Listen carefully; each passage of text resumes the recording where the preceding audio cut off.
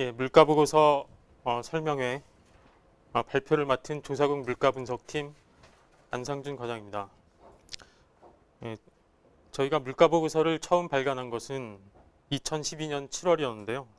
그 이후에 지금 세 번째로 발간을 하게 되었습니다.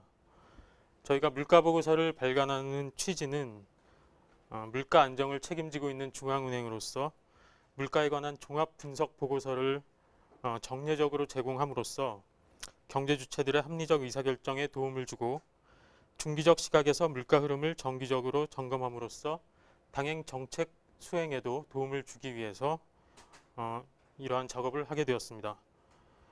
그리고 또한 지난해 저희가 2013년 이후에 중기 물가 안정 목표 재설정을 하였는데요.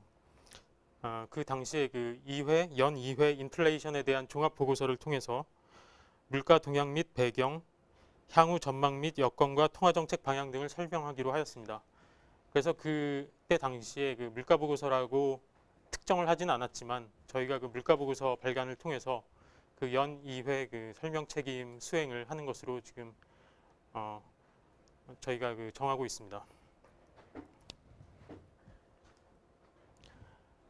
예, 오늘 발표해 드릴 차례를 보시면요. 첫 번째는 이제 물가 상황에 대해서 말씀을 드리겠고요. 두 번째는 향후 물가 여건에 대해서 분석을 하고 그 다음 세 번째로 전망 및 리스크에 대해서 분석을 하고요. 그리고 마지막으로 통화정책 운영 상황 및 향후 방향에 대해서 말씀을 드리겠습니다. 여기서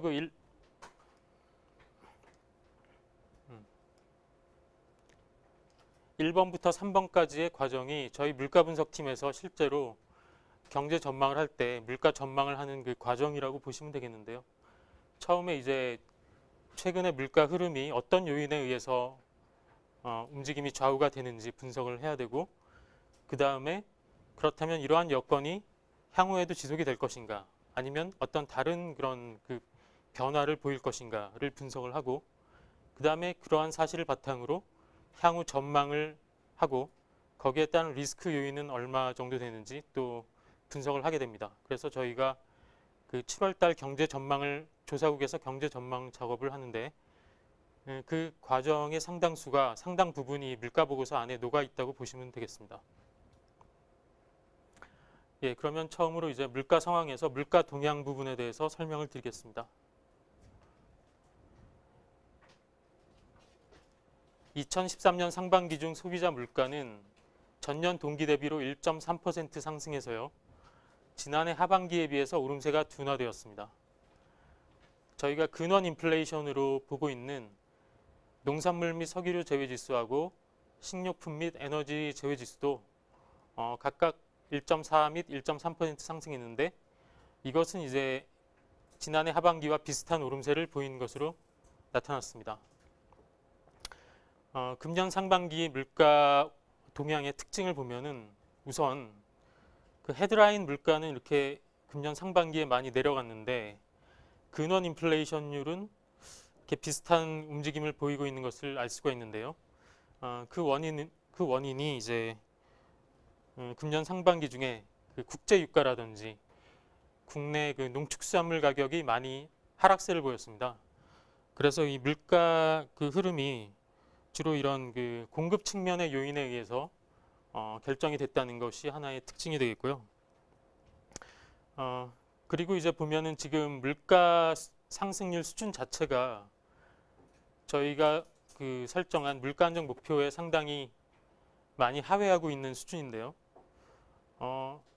이거의 원인 중에 하나가 지금 무상보육하고 무상급식 때문에 지금 현재 물가 상승률이 실제 물가 상승률을 한 0.4%포인트 정도 과소평가하고 있는 그런 측면이 있습니다. 물론 그거를 감안하더라도 이 물가 목표에 비해서는 낮은 수준인데요. 이러한 낮은 물가 상승률이 우리 은행의 통화정책에는 어떠한 함의를 가지고 있는가 하는 게 이제 또 문제가 되겠는데요. 그 부분은 이제 나중에 사장을 설명드릴 때 말씀을 드리도록 하겠습니다. 네, 소비자 물가 오름세 둔화 현상은 비단 우리나라뿐만의 어떤 현상이 아니고 어떤 글로벌한 그런 추세라고 볼 수가 있는데, 여기 이 그림에 나와 있듯이 OECD 국가들이라든지 아니면 우리나라의 주요 교역 상대국들의 물가 수준을 평균한 것들을 보면은 굉장히 그 우리나라의 소비자 물가 상승률하고 비슷하게 최근에 많이 낮아지고 둔화되고 있는 모습을 볼 수가 있습니다. 그리고 우리 한국은행이 타겟팅하고 있는 물가는 아니지만 그 생산자 물가와 소비자 수출입 물가 동향을 그 참고로 이제 보면은요, 둘 다 이제 금년 상반기 중에 전년 동기 대비로 하락세를 지속하고 있는 것을 볼 수가 있습니다. 생산자 물가 같은 경우는 이제 전년 동기 대비 2.1% 하락했고요. 수입 물가 같은 경우는 전년 동기 대비로 9.0% 하락했는데요. 이 수입 물가가 특히 이제 많이 하락한 것은 수입 물가에서 상당히 큰 비중을 차지하고 있는 게 이제 유가 부분인데 그 국제 유가가 많이 하락을 한 게 이런데 이제 영향을 미친 걸로 볼 수가 있겠습니다.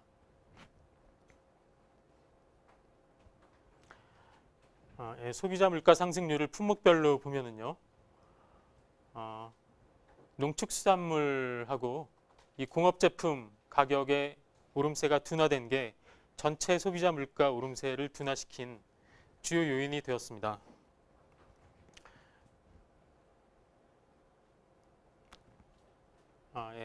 농축수산물 같은 경우는 특히 농산물 부분이 오름세가 많이 둔화가 됐고요.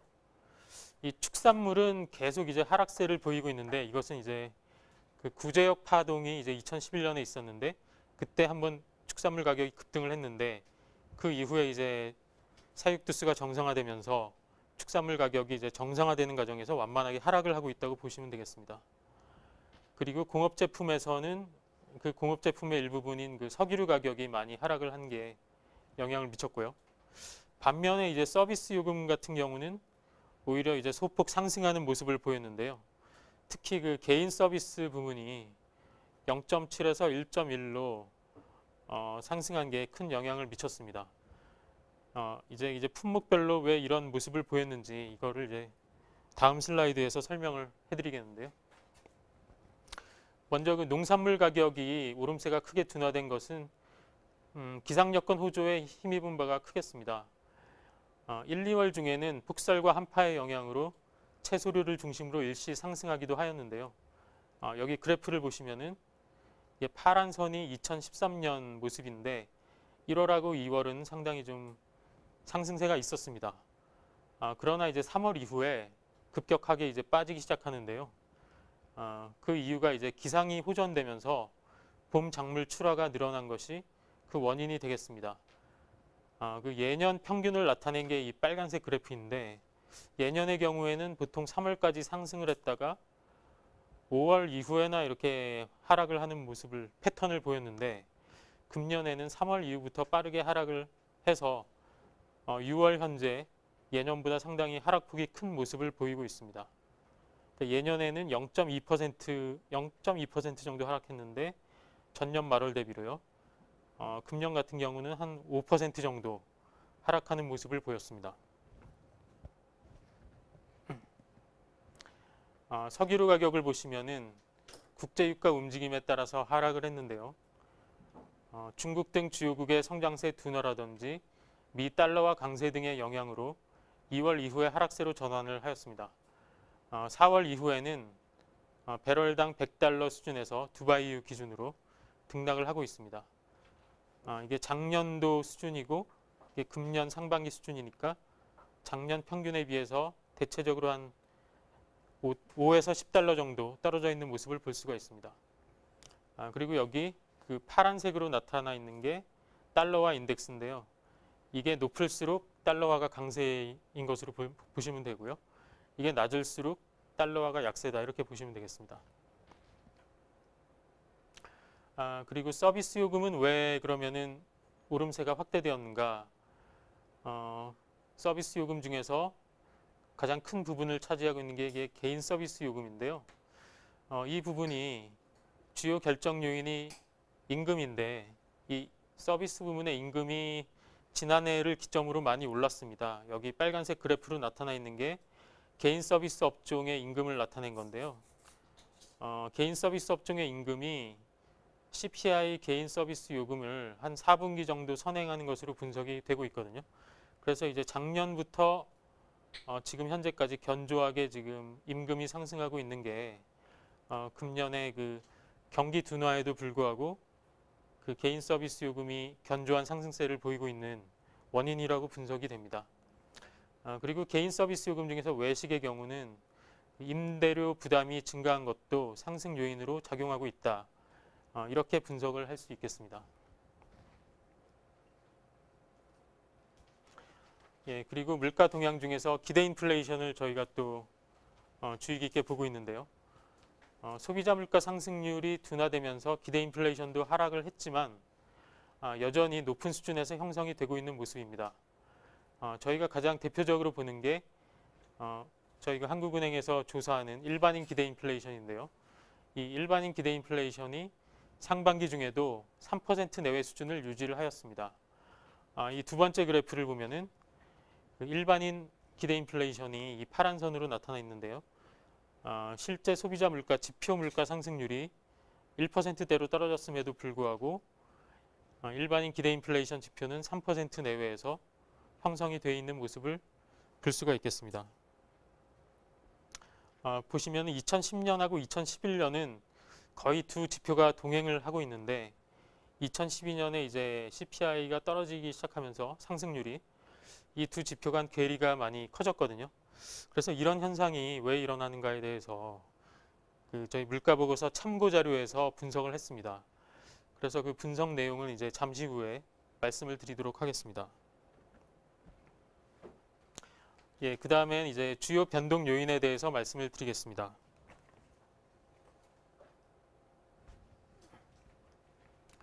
아까도 말씀드렸다시피 그 공급 요인이 물가 오름세 둔화를 주도했다. 이렇게 특징을 저희가 꼽았는데요. 그 오른쪽 표의 물가 변동 요인을 보시면 여기는 이제 물가와 관련된 각종 거시 지표들을 저희가 이제 표로 이제 나타낸 건데요.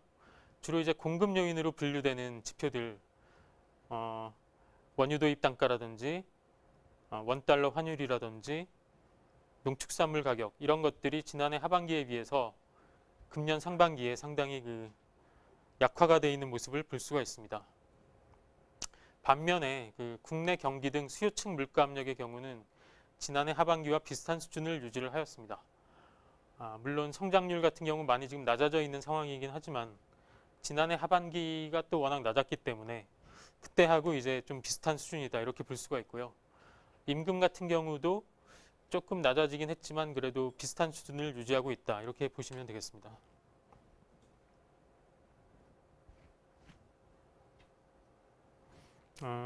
그리고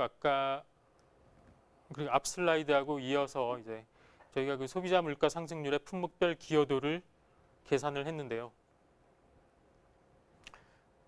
전체 소비자 물가가 1.7에서 금년 상반기 1.3으로 0.4%포인트가 낮아졌는데 그 중에서 이제 석유류 가격하고 이 부분하고 농산물 가격, 농축수산물 가격 이 부분이 그 전체 소비자 물가 상승률 둔화의 대부분을 설명을 했습니다.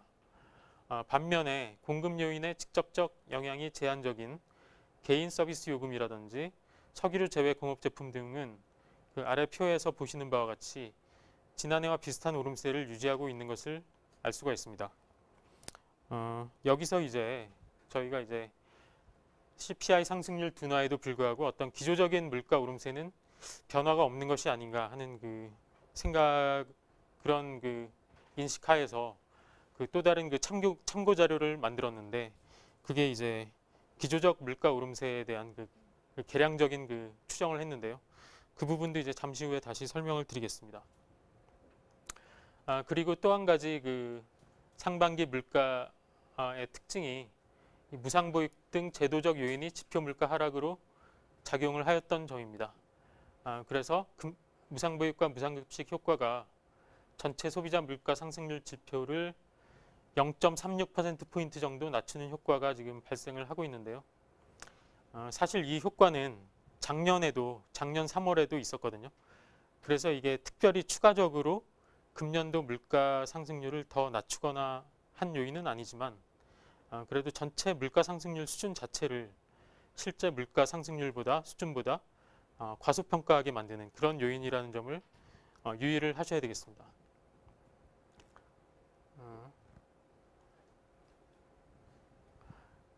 예, 이 부분이 아까 말씀드린 그 참고 부분인데요. 기조적 인플레이션 압력 평가라고 했는데, 그럼 그 기조적 인플레이션이라는 게 뭐냐라고 봤을 때 어떤 그 공급 측면의 일시적 단기적 변동 요인을 제거한 물가 상승 압력으로 정의를 하였는데요. 저희가 이거를 이제 중요하게 보는 이유가 그 물가를 변동성을 키우는 게 공급 측 요인에 의해서 주로 변동성이 커지는데, 그런 요인들은 그 통화 정책으로 컨트롤하기도 힘들고 또 그게 일시적으로 사라지는 경우가 많기 때문에 통화 정책으로 대응하기에 부적절한 부분이 많습니다. 그래서 그 통화 정책적으로 대응하는 함에 있어서 더 중요시해야 되는 부분이 그 어떤 기조적인 그 물가 압력이라고 보기 때문에 이 부분을 저희가 추정을 하였는데요. 보통 이제 근원 인플레이션 같은 경우는 그 농산물이나 석유류를 제외해서 그 나머지 품목들의 그 움직임을 가지고 그 어떤 그 기조적인 움직임을 판단하는 반면에 저희는 여기서 그 경제 이론에 입각해서 계량 모형의 방법을 써서 기조적 인플레이션을 평가를 하였습니다. 저희가 그 두 가지 접근 방식으로 접근을 했는데, 첫 번째 방식은 케인지언적 접근 방식이 되겠는데요. 여기서는 주로 이제 수요 압력의 변화가 기조적인 물가 압력을 결정한다고 보고 어떤 그 생산 능력을 초과한 수요 증가로 초래되는 그런 측면을 그 중시하는 그런 접근 방식을 보이고 있고요. 그리고 통화론자적 접근 방식에서는 주로 이제 실물 변수에 영향을 미치지 않고 물가 수준에만 영향을 미치는 변수가 무엇이냐를 중시를 하고 있는데, 대표적으로 이제 통화량 지표를 이제 중시하기 때문에 이제 통화론자적 접근 방식이라는 명칭을 이제 붙이고 있습니다. 추정 모형은 뭐 자세한 거는 물가 보고서를 참고하시는 게 좋을 것 같고요. 필립스 곡선 모형은 이제 그 케인지언적 방식에서 이제 이 모형으로 접근을 했고, 그리고 통화론자 방식에서는 이변수 S바 모형으로 접근을 했습니다. 추정 결과를 보시면은 2.0에서 1.8 정도로 기조적 인플레이션이 평가가 됐고요. 그래서 그 지금 현재의 소비자 물가 상승률을 0.7에서 0.9 정도 상회하는 것으로 나타났습니다. 이러한 격차 중 0.6%포인트 정도는 국제유가라든지 농축산물 가격 같은 일시적 공급 충격에 의해서 설명되는 것으로 판단하고 있습니다.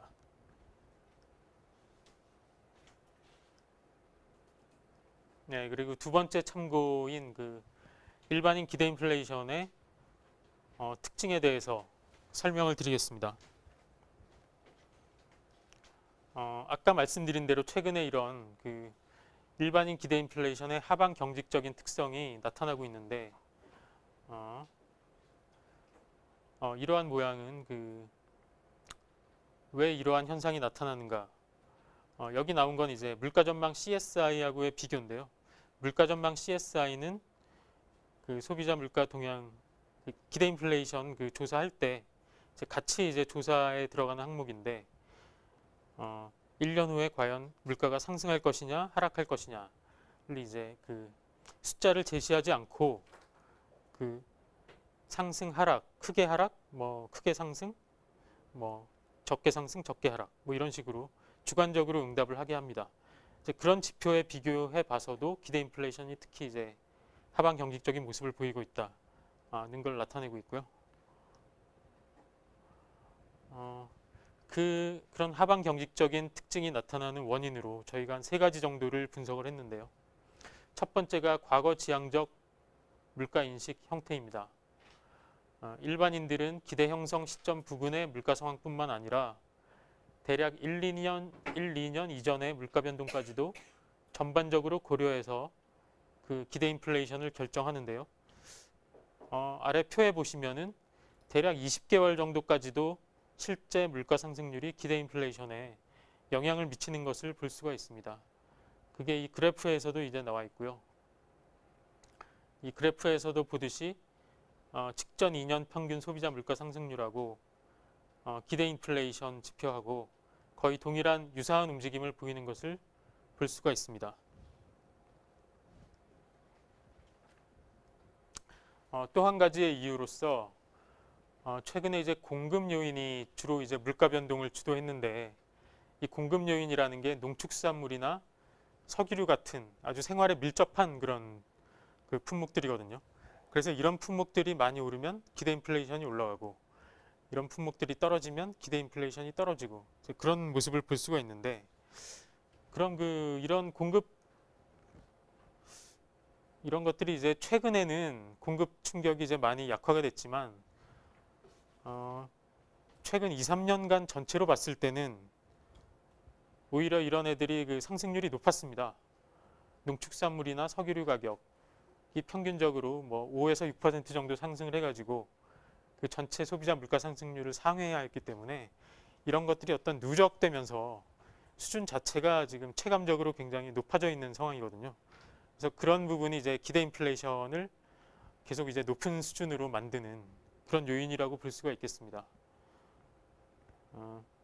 실제로 그 계량 분석을 통해서도 농축수산물과 석유류의 그 민감도가 굉장히 높게 나왔습니다. 그리고 마지막으로 세 번째, 그 물가 순환 국면별 격차라고 되어 있는데요. 이것은 무슨 말이냐면은 물가가 상승 국면일 때는 기대 인플레이션도 그만큼 빨리 올라가고요. 물가가 하락 국면일 때는 기대 인플레이션도 그만큼 더디게 떨어지게 됩니다.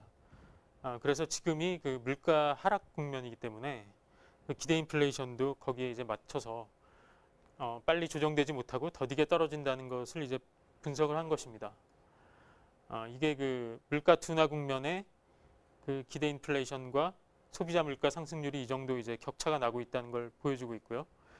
그 민감도 측면에서 보면은 둔화 국면일 때 민감도가 확대 국면일 때보다 더 작은 그런 모습을 띠고 있습니다. 예, 다음으로는 향후 물가 여건을 보시겠습니다. 처음 이제 수요 측면에서의 물가 여건을 보면요. 일단 국내 경기 부분 보시면은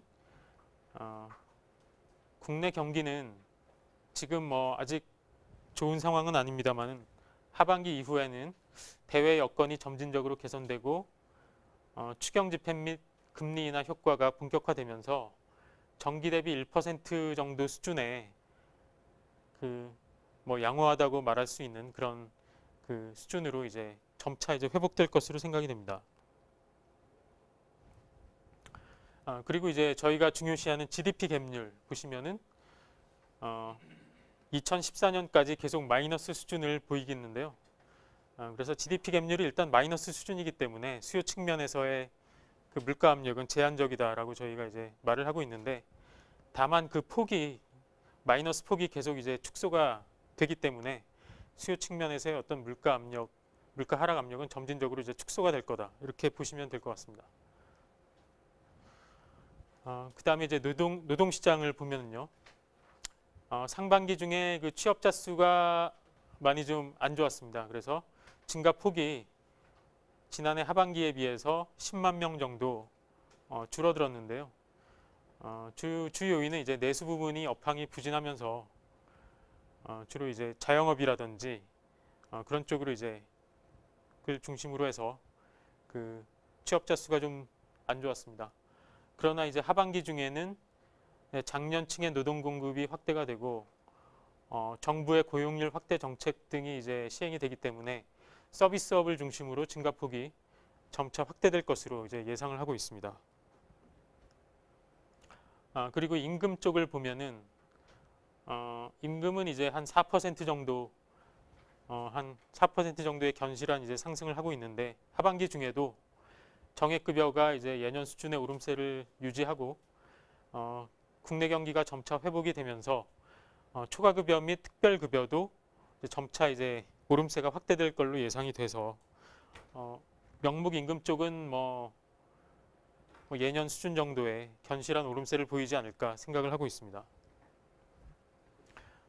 그리고 이제 저희가 중요시하는 게 또 단위 노동 비용이라는 게 있는데요.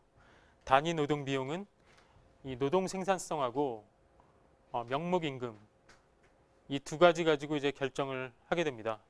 그런데 이제 노동 생산성을 보면은 노동 생산성을 발표하는 그 한국 생산성 본부라는 데에 따르면은 금년 1분기 중에 전년 동기 대비로 2.8% 상승을 했다고 합니다. 그래서 노동 생산성 쪽은 이제 뭐 양호한 모습을 보이고 있다 볼 수가 있고요. 그 반면에 이제 명목 임금 상승률 역시 아까 말씀드렸다시피 계속 견조한 모습을 보이고 있기 때문에 그 전체 그 단위 노동 비용 측면에서는 계속 이제 상승하는 모습을 보이고 있습니다. 특히 이제 단위 노동 비용 같은 경우는 작년에 많이 증가를 했는데요. 이건 이제 작년에 이제 임금 상승률이 높았기 때문에 이런 모습을 보이고 있는데 저희가 특히 이제 서비스업을 이제 중요시한 거는 그 서비스업이 특히 그 임금 상승률 영향을 많이 받습니다. 그게 왜 그러냐면은 그 제조 원가에서 차지하는 비중이 제조업에 비해서 서비스업이 2배 이상 높기 때문에 특히 그 저희가 그 계량 모형으로 분석을 해보면 그 서비스 요금의 경우에 단위 노동 비용의 그 계수가 상당히 높게 나옵니다. 그래서 저희가 이런 그 모습을 그 중요시했고요. 그 다음에 이제 유동성 측면에서 보면은 이제 유동성을 나타내는 대표적인 지표가 이제 통화량인데 대체로 이제 지난해 하반기에 증가세가 금년 상반기에도 유지되고 있다. 이렇게 보시면 될 것 같습니다. 그리고 이제 통화량 중에서도 특히 이제 저희가 보는 게 중장기 추세를 보고 있는데요. 중장기 추세 같은 경우는 뭐 완만하지만 약간 그 하락하는 모습을 보이고 있다. 그래서 이제 유동성 측면에서의 그 물가 상승 압력은 그렇게 뭐 크게 나타나진 않는다. 그런 결론으로 보시면 되겠습니다. 예, 그다음 그 비용 측면에서의 그 여건을 보겠습니다. 국제 원자재 가격 같은 경우에 저희는 이제 하반기 중에도 비교적 안정세를 이어갈 것으로 보고 있습니다. 유가 같은 경우에는 원유 수요가 증가를 하겠지만 원유 공급이 원유 수요를 충분히 이제 감당할 만큼 증가를 할 거로 보기 때문에 유가 같은 경우도 이제 보면은 주요 예측 기관들이 대체적으로 이제 완만하게 안정되는 쪽으로 보고 있습니다. 이제 원유 공급 같은 경우에 보면은 그 비전통적인 원유들이 있거든요. 샌드 오일이라든지 뭐 셰일 오일 같은 게 비오펙 국가들을 중심으로 지금 늘어나고 있기 때문에 그 부분이 이제 이쪽에서 영향을 주고 있는 것 같습니다. 그리고 기타 원자재 가격 같은 경우는 이제 금속이라든지 뭐 곡물, 식량 뭐 이쪽인데요. 이게 특히 지난해 하반기에 높았던 게 국제 곡물 가격이 많이 뛰었었거든요. 그런데 이 부분이 지금 그 경장 면적 확대라든지 기상 여건이 개선이 되면서 많이 이제 하방 압력이 이제 가격이 계속 이제 낮아질 걸로 보고 있습니다. 그 세계 곡물 재고 같은 걸 봐도 이제 예년보다 비교적 높은 수준을 유지를 하고 있고요. 예, 그리고 이제 문제가 되는 게 이제 농산물 가격인데요. 이제 농산물 가격 같은 경우가 이제 상반기에 많이 빠졌기 때문에 이제 하반기에는 기상 여건이 이제 안 좋아질 경우에 많이 불안한 모습을 보일 수 있다라고 저희가 생각을 하고 있는데 실제로 그 7월 달에 장마가 길어지면서 일부 그 농산물 가격이 불안한 모습을 보였거든요. 그리고 이제 8월하고 9월에는 보통 폭염이라든지 태풍 이런 것들이 오기 때문에 뭐 금년에는 어떻게 될지 모르겠지만 금년에도 그런 것들이 발생할 경우에 상당히 불안한 모습을 보일 수 있다 이렇게 보고 있고요. 그리고 지금 이거는 그 장마가 오기 전에 저희가 여기서 이제 예측을 한 건데 특히 이번에 장마가 7월 말에 중부지방에 집중이 되면서 이 고랭지 채소 쪽이 배추 같은 고랭지 배추 같은 게 이제 주로 8월에 나오는 것들이 강원도 쪽이 주산지이기 때문에 이쪽이 이제 작황이 지금 안 좋아지고 있다고 지금 관측 결과가 지금 나오고 있는데 이쪽 부분이 그 8, 9월 중에 변수가 될 것 같습니다. 축산물 같은 가격 같은 경우는 이제 구제역 파동 이후에 이게 등락을 거듭하면서 이제 장기 추세 수준으로 이제 수렴을 할 텐데 그 과정에서 완만한 이제 오름세를 보이지 않을까 생각을 하고 있습니다. 그리고 공공요금 같은 경우는 지금은 뭐 비교적 안정돼 있는 상황인데 하반기 중에는 교통요금이라든가 상하수도 요금 등이 일부 인상될 것으로 예상하고 있습니다. 예, 그리고 주택시장 쪽을 보면은 이제 매매 가격은 수도권 중심으로 약세를 지속하고 있는데 이게 그 상반기에 보면은 4.1 대책이라든지 취득세 감면 정책 뭐 이런 것 때문에 이제 하락세가 약간이나마 이제 둔화되는 모습을 보였습니다. 이제 하반기에도 이러한 현상이 한 보합 정도 수준에서 완만하게 이제 주택 매매 가격은 형성이 되지 않을까 이제 전망을 하고 있고요. 전세 가격 같은 경우는 수도권이 상당히 오름폭이 커지고 있는데 이제 지방은 뭐 그다지 큰 그 압력이 없는 것 같고요. 전국적으로 보면은 그 중소형 주택의 공급이 꾸준히 늘어나고 있는 추세이기 때문에 전세 가격도 어떤 급등보다는 어떤 현재의 완만한 오름세가 계속되지 않을까 그렇게 생각을 하고 있습니다.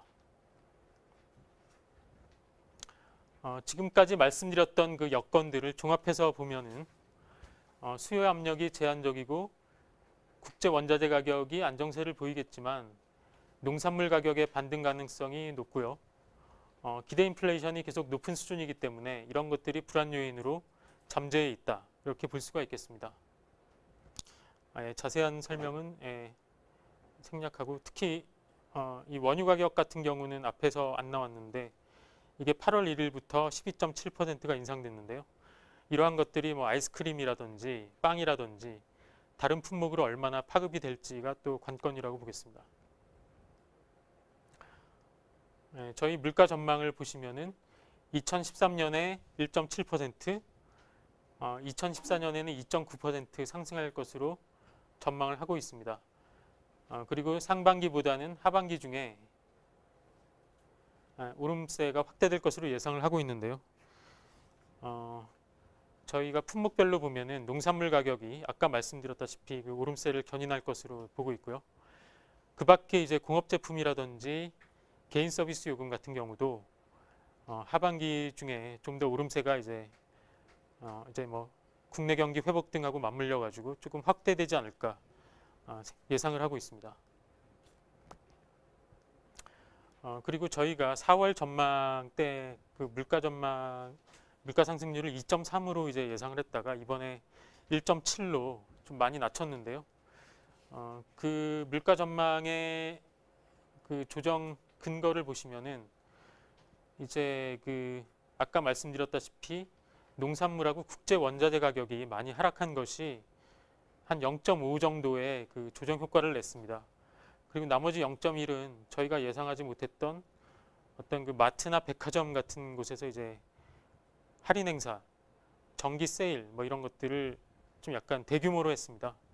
이제 그런 것들은 약간 그 국내 경기하고도 일부분 그 연관이 있다고 보여지는데 그런 것들이 이제 아래쪽으로 효과를 발휘하면서 물가 전망을 낮추는 요인으로 작용을 했습니다.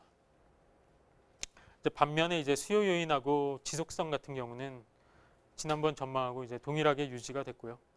이제 공급 측면이 지금 공급 요인이 금년에 0.3으로 많이 축소가 됐는데 이게 내년에는 다시 예년 수준을 회복하면서 이게 이제 내년도 물가가 이제 높아지는데 가장 중요한 요인으로 작용할 것으로 생각을 합니다.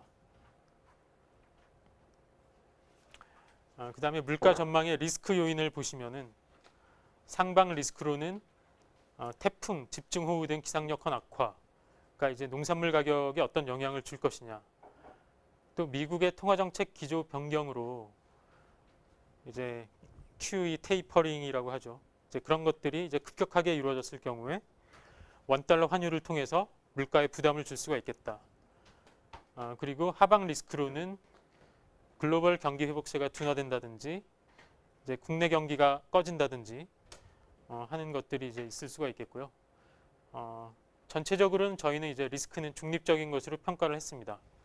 그래서 오른쪽에 그 펜 차트를 보시면은 위쪽하고 아래쪽이 거의 이제 대칭적인 것으로 나오는데 이제 리스크를 중립적인 것으로 가정을 했기 때문에 그렇게 설정을 했고요. 네, 마지막으로 저희 통화정책 운영 상황과 향후 방향에 대해서 간략히 말씀을 드리겠습니다.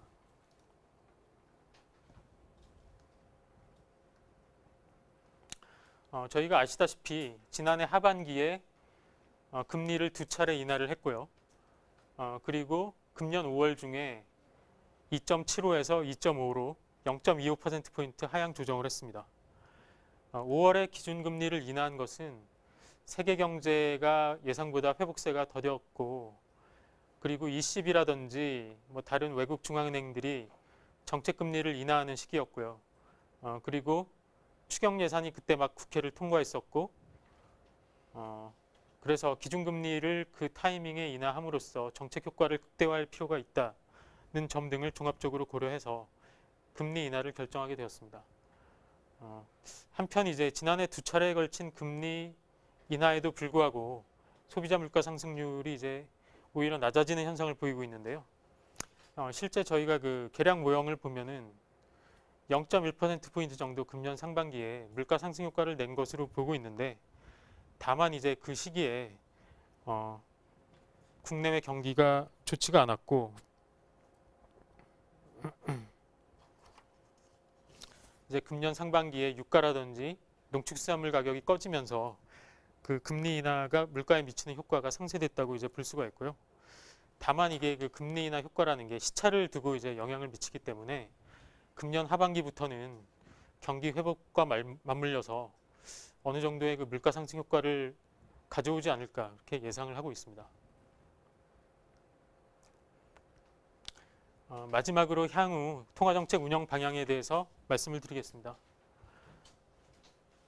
지난해 하반기에 이어서 금년 상반기에도 소비자 물가 상승률이 중기 물가 안정 목표의 하한을 밑돌고 있습니다.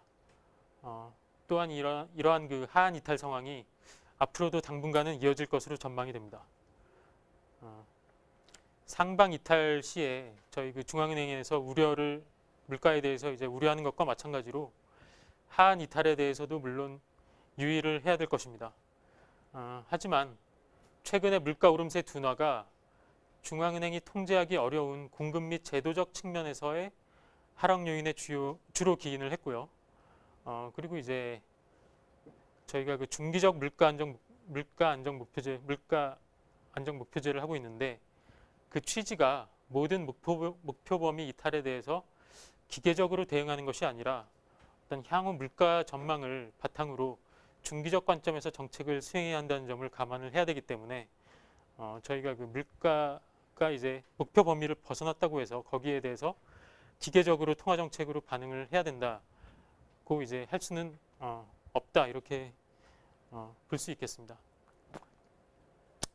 한국은행은 앞으로도 저성장 지속으로 성장 잠재력이 훼손되지 않도록 하는 가운데 중기적 시계에서 소비자 물가 상승률이 물가 안정 목표 범위 내에서 유지되도록 통화 정책을 운용해 나갈 계획이라고 향후 그 통화 정책 방향을 저희가 설정을 하고 있습니다. 예, 이상으로 물가 보고서에 대한 그 정보 공유 활성화 토론회 설명을 모두 마치도록 하겠습니다. 예, 경청해 주셔서 감사합니다.